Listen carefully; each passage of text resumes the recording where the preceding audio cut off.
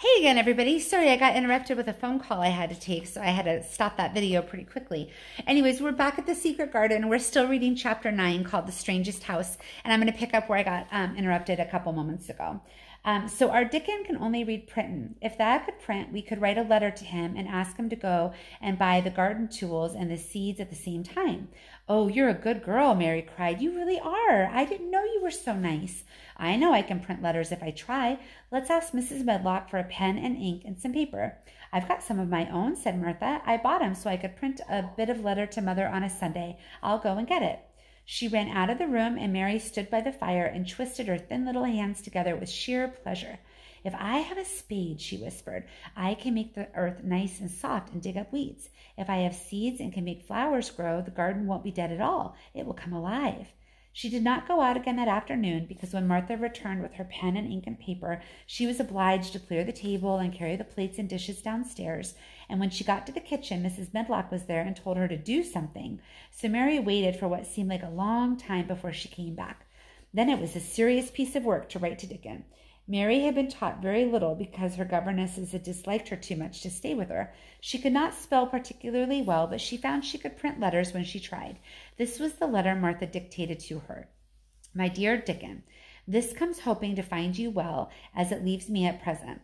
Miss Mary has plenty of money and will you go to Thwaite and buy her some flower seeds and a set of garden tools to make a flower bed. Pick the prettiest ones and easy to grow because she has never done it before and lived in India, which is different.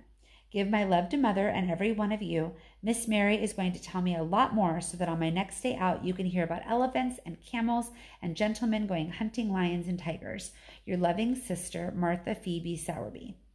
We'll get the money in the envelope and I'll get the butcher boy to take it in his cart. He's a great friend of Dickon's, said Martha.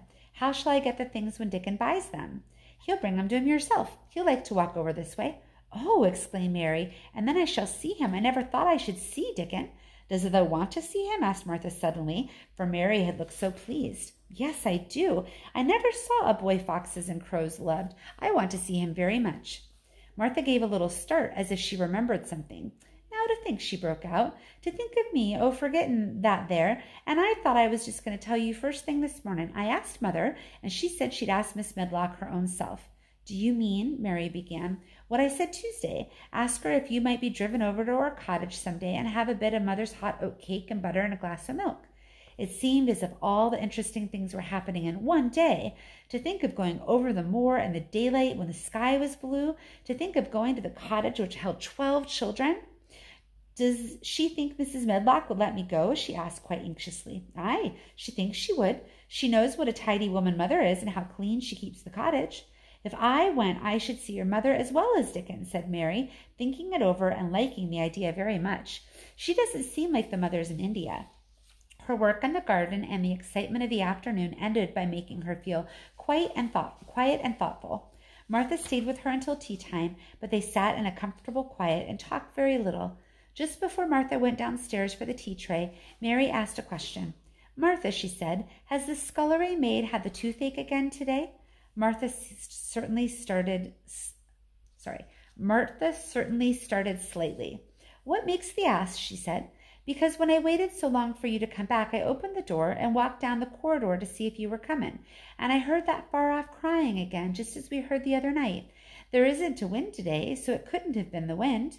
Said Martha restlessly, thou mustn't go walking around in corridors and listening. Mr. Craven would be that